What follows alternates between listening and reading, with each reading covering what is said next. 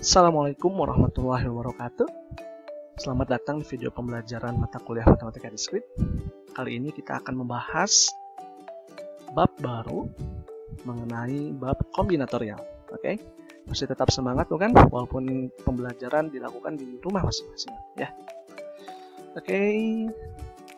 Nah, kita masuk dulu ke pendahuluan. Jadi mungkin bab kombinatorial ini sudah banyak ditemukan di keseharian kita ya. Jadi mungkin kalau kalian login atau sign up di suatu website misalnya, kita kan selalu diminta selain username kita juga perlu menambahkan password kan. Nah, password ini kan tentu harapannya tidak diketahui oleh orang lain kan. Nah, oleh karena itu password ini bagaimana caranya harus dibuat seaman mungkin. Oke. Nah, kombinasi password itu misalnya kita ambil contoh untuk password email ya. Gmail itu syaratnya 8 karakter gitu ya. Nah, misalkan di sini passwordnya itu misal terdiri dari ya panjang 6 sampai 8 karakter yang terdiri dari huruf dan atau angka. Oke.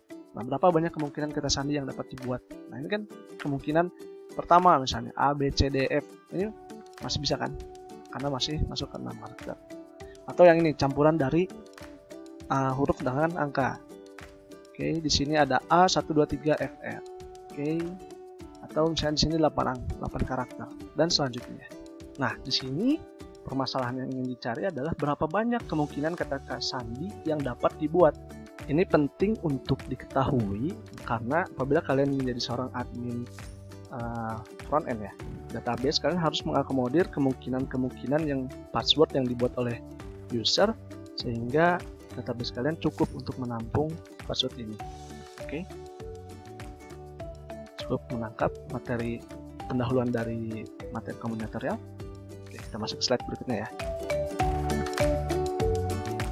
Nah, di bab kombinatorial ini kita akan membahas mengenai definisi kombinatorial, kaidah dasar menghitung, prinsip inklusi eksklusi, permutasi, dan kombinasi ya. Jadi di sini ada kemungkinan ada dua kubu, ada kubunya permutasi dan kubunya kombinasi. Mungkin sebagian sudah pernah dibahas ya waktu di SMA ya.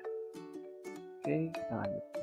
Nah, kita masuk ke definisi kombinatorial.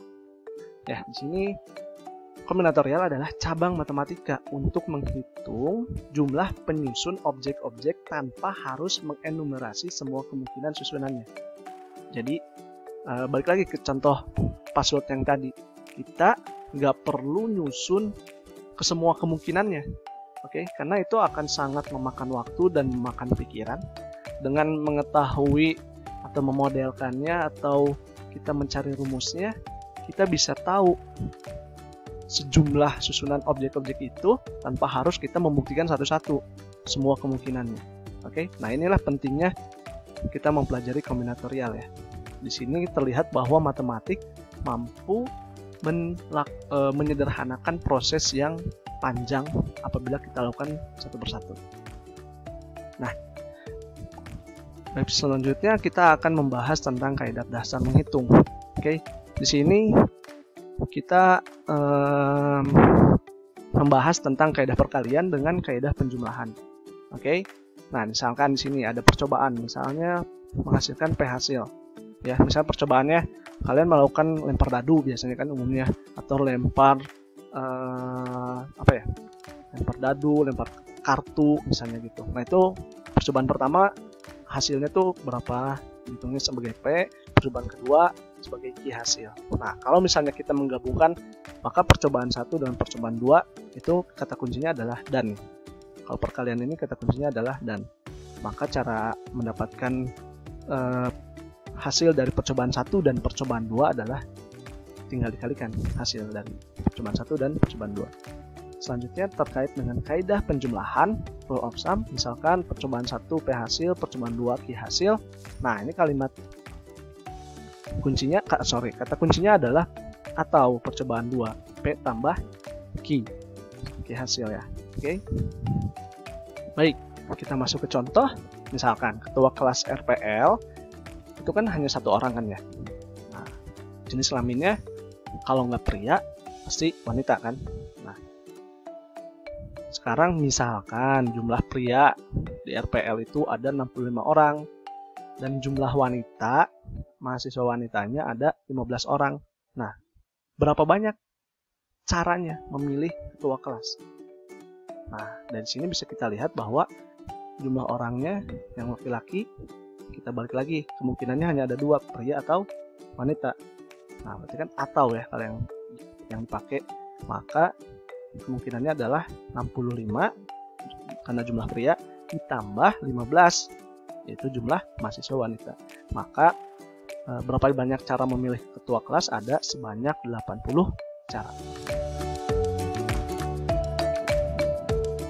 Nah, sekarang contoh berikutnya, 2 orang perwakilan RPL mendatangi dosen pengampu untuk protes nilai kuis nih. Kalau kalian udah protes nih, kan nggak enak ya kalau di semuanya ngomong gitu, berisik gitu. Makanya dosen biasanya memilih wakilnya atau duta dari mahasiswa.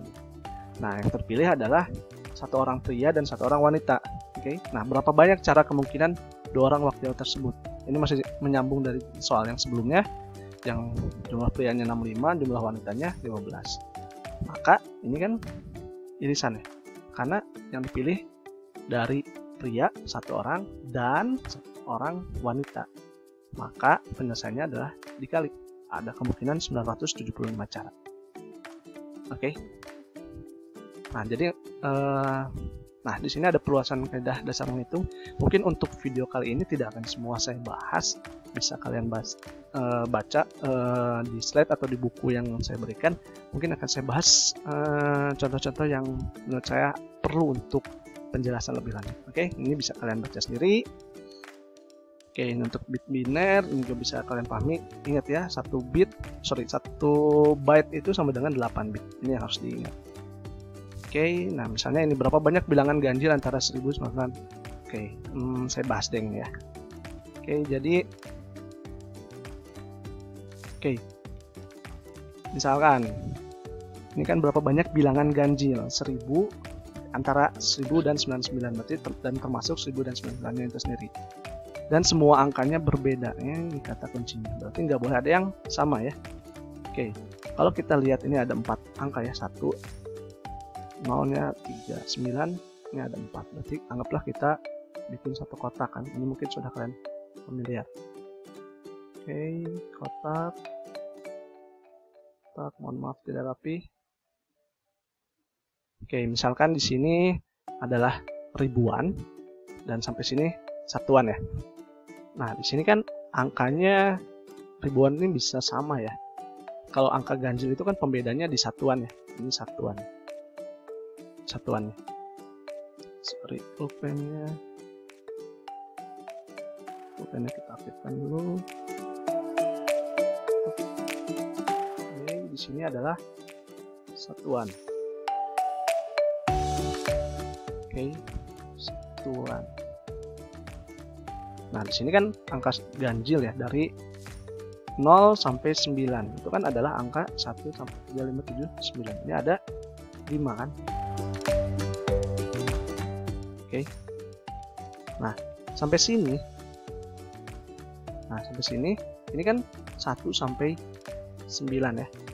Itu kan ada 1, 2, 3, 4, 5, 6, 7, 8, 9 ya. Ada 9 kemungkinan kan. Kalau di sini kan ribuannya dari 1 sampai 9.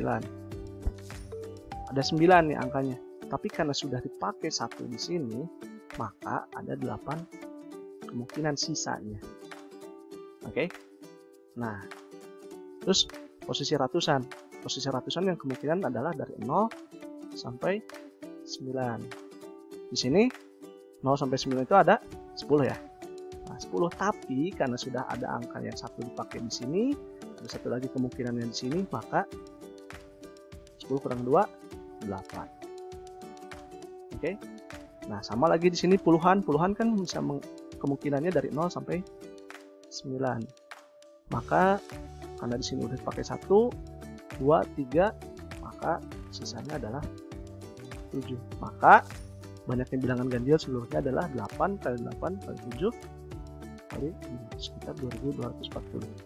Oke ya. Baik, contoh berikutnya adalah berapa banyak bilangan ganjil antara 1000 dan 99, termasuk 1000 dan 99 itu sendiri. Dan ya, kata kuncinya adalah di sini ya, angkanya boleh berulang. Oke.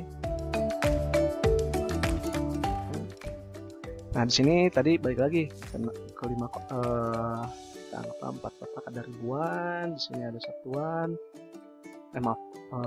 Ratusan, di sini ada puluhan, di sini baru satuan ya. Dari satuan. Oke. Nah, berarti kita lihat di sini ada 5 kemungkinan angka kan untuk satuan. Kalau ganjil itu kan lihatnya dari satuan ya kan. Nah, di sini ada 5 kemungkinan. Nah, pas di angka ribuan itu kan ada dari 1 sampai 9 ya. Di sini angka 1 sampai 9. Itu kan ada 9 kemungkinan kan. Dari 1 hitung aja. 1 2 3 4 5 6 7 8 9. Maka di sini ada 9. Oke, udah 9. Udah di sini aja ya, langsung. Nah, kalau di sini karena bisa ada, kalau di sini kan 0 sampai 9 ya, ratusan itu. Nah, karena boleh ada angka yang berulang, kalau yang tadi nggak boleh sama sekali angka yang sama. Kalau di sini boleh. Jadi kalau misalnya di sini ada angka yang di sini udah kesebut, di sini tuh boleh kesebut lagi gitu, maksudnya kayak gitu. Maka balik lagi ke 10. Oke, di sini karena boleh berulang menjadi 10.